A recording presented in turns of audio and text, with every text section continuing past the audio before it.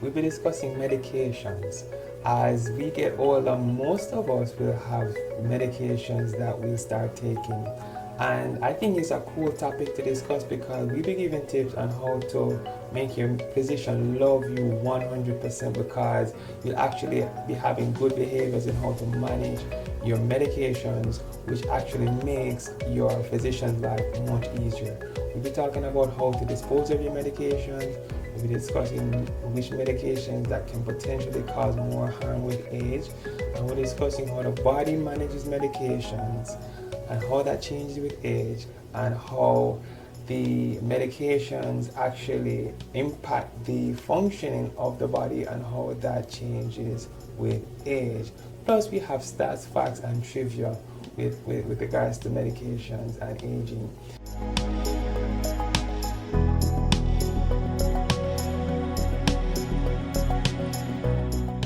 So, just wanted to remind you of the 5 M's of geriatrics. Memory, we spoke about that 2 weeks ago. Multimorbidity was last week. Next week will be mobility. And in our final week of the series, we'll be discussing what matters the most. And the outline for this presentation is, as mentioned before, the definition of medications, the root word related to medications, stats, facts, and trivia related to medication use, how the bodies change the medication with age, how medications change our body with age, medications that can cause harm with age, how to dispose of unused medication, and how to also manage our medication with age, and then we'll end with some resources. Alright, so the root word for medications is a word medicus in Latin, and that word meant physician, healing, and the Proto-Indo-European root is med, which means to take appropriate measures, as medication use and prescription is oftentimes the representation of a physician or provider taking appropriate measures to address a particular ailment. So that is the etymology of the word medications. And then for the definition, dictionary.com describes a medication as a treatment with drugs or with remedies. Now, most medications are prescribed, but some medications are over-the-counter non-pharmaceutical remedies. So in terms of the stat for today, adults above the age of 65 represent 40% of the US population, but purchase 33% of all prescription drugs, and this statistic is from the American Geriatric Society. So my friends who are older watching this presentation, I think it's even more relevant to you because older persons represent the population that uses medications the most, at least in the US. And then adverse drug events or injuries resulting from the use of a drug were found to be responsible for 5 to 28% of acute geriatric admissions. Again, this presentation might be helpful to you because the more you know about how to use medications appropriately, the less likely it will be to have a negative reaction from the use of drugs that may lead to your having to go to the hospital. And with regards to trivia, morphine was the first modern pharmaceutical medicine, named after Morpheus, one of the sons of Hypnos, the Greek god of sleep. So isn't that interesting? I just learned that today. Not today, but in preparing for this presentation. So I thought that was cool. Okay, so when it comes to what the body does to the drug, so there's this term that we use in medicine called pharmacokinetics, and it refers to what the body does to the drug. And pharmacokinetics can be broken down into 4 stages: absorption, distribution, metabolism, and elimination. Absorption refers to the movement of the medication from outside of the body to the bloodstream, and this is most commonly done with the ingestion of a pill or a fluid in our mouths into our pharynx as we swallow down into the esophagus, down into the stomach, and then we start to see absorption starting to take place in the stomach, in the intestines, and via this or these areas, the medication can enter the bloodstream. After entry into the bloodstream, we then refer to the stage of distribution. And the bloodstream is like a river, and the blood will take this medication to different tissues in the body where the medication will become active. Then after the medication does its thing, they oftentimes go to the liver, where the body will either activate, deactivate the medications, or sometimes the medication may leave the liver unchanged, and then finally the drug will leave the body, most commonly through the kidneys. All right. Now, when it comes to absorption, that may change with age, as the absorption of a drug can be affected by how the medication is taken. Some medication needs to be taken with meals or without meals, and oftentimes as we get older, it's more difficult to follow the instructions as correctly as we need to, and sometimes maybe not adhering to the instructions properly may lead to a drug not being as effective as it should be.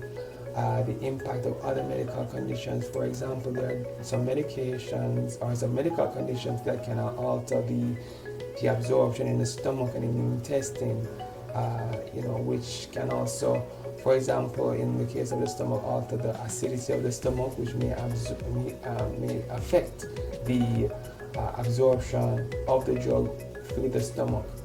And as we get older, as you know, there is an increased risk of developing medical conditions. So with age, the absorption through the stomach, through the intestines and elsewhere may be affected.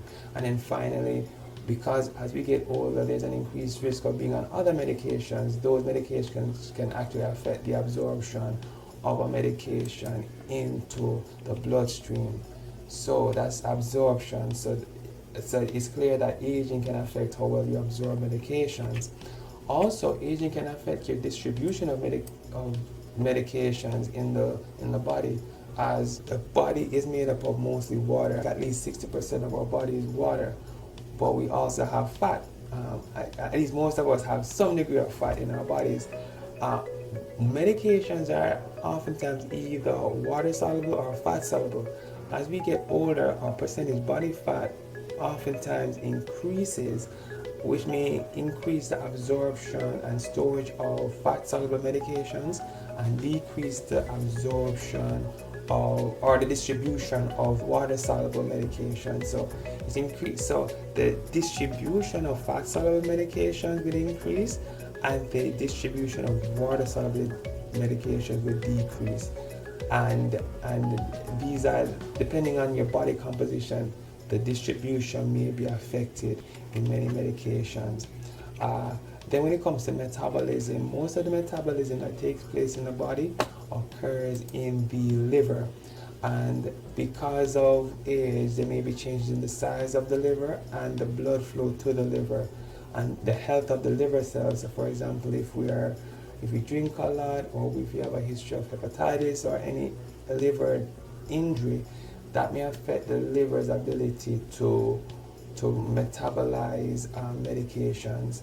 So just try to avoid alcohol, use your Tylenol at appropriate doses as well, and screen for hepatitis when necessary, as these behaviors will help to protect the liver from any damage that may affect its ability to metabolize your medication.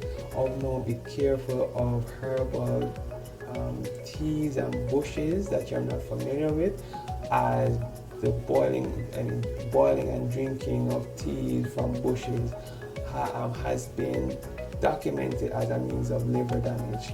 So just be careful. So aging can change how the body metabolizes medication. And then finally, most of the elimination of medications or metabolized medications occur from the kidney, and as we get older, our kidney function can also decrease due to sometimes hypertension and diabetes, which are the two most common causes of kidney disease in human beings. So it's important to keep our kidneys healthy, keep our blood pressure controlled, keep our blood sugars controlled, so that we'll be able to protect our kidneys so that they can eliminate drugs from the body effectively. If the kidneys aren't functioning and the dosing of the medication isn't adjusted, the drug can accumulate in the bloodstream, and then we unfortunately succumb to, or maybe victims of the side effects of too high of a dose of medication being in the bloodstream. So feel free to ask your physician about your kidney function and if you're on the right doses of your medication based on your kidney function.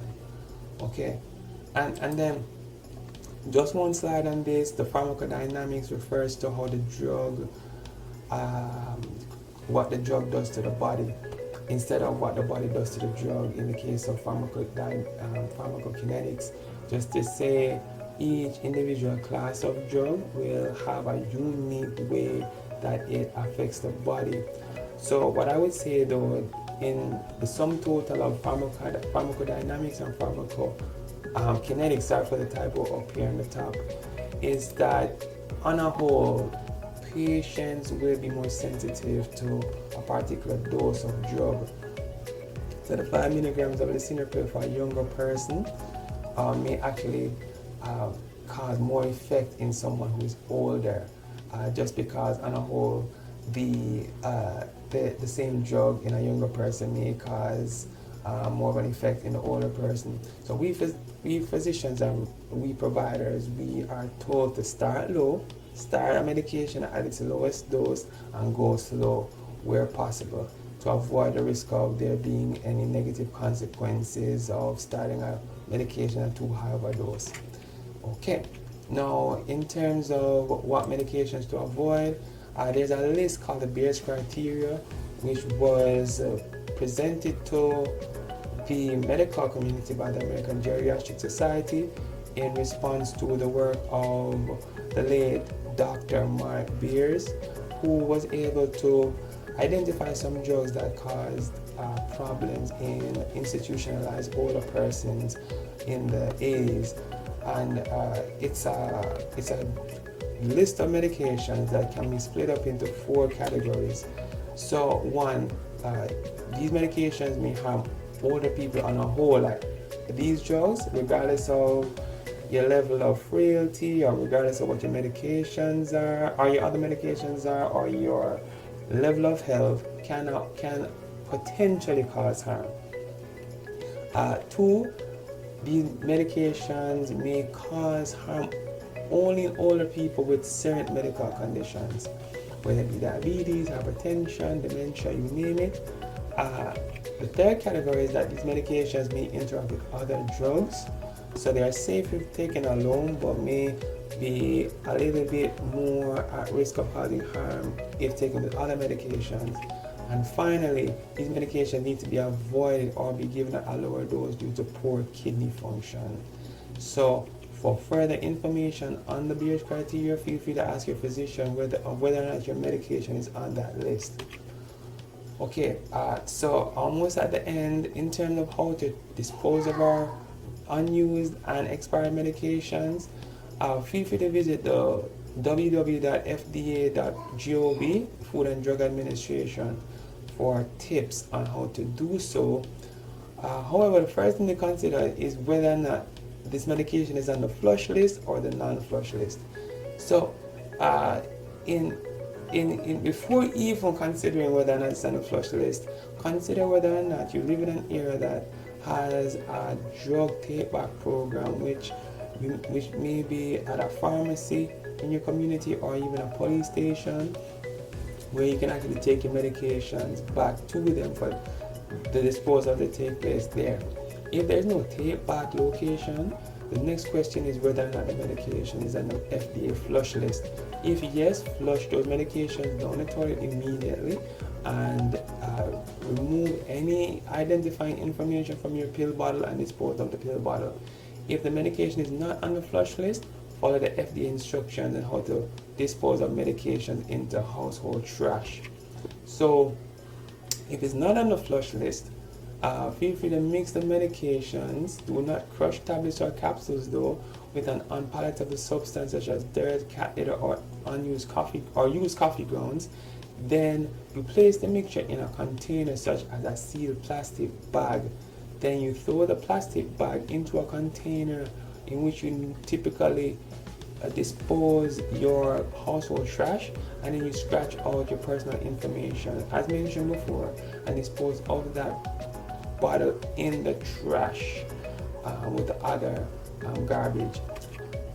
If the medication is on the flush list, they're probably in either of these two categories. They're typically medications that have a high potential of misuse or potential of abuse. For example, oxycodone, morphine derivative and other morphine derivatives, tramadol, medications that have a high predictive potential, and other medications that may cause death if taken inappropriately.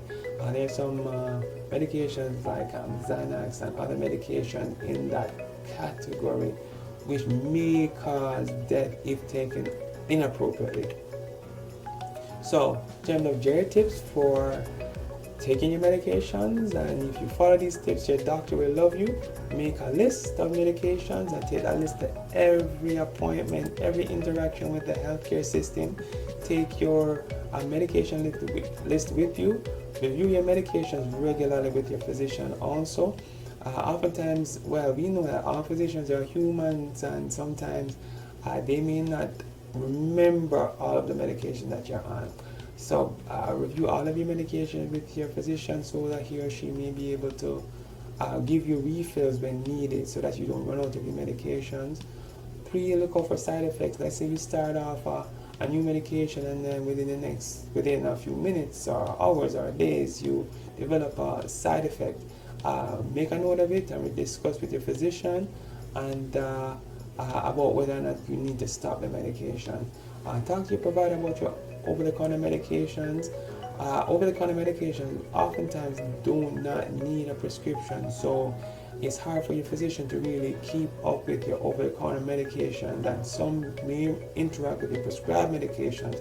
So just share those medications with your physician so that he or she may do due diligence in determining whether or not that supplement or over-the-counter medication may interact with your prescribed medications or with any of your other medical conditions.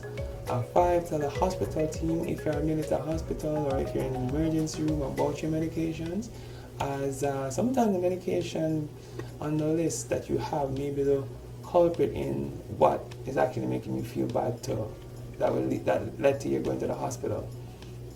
6, see if your medication is on the bears list.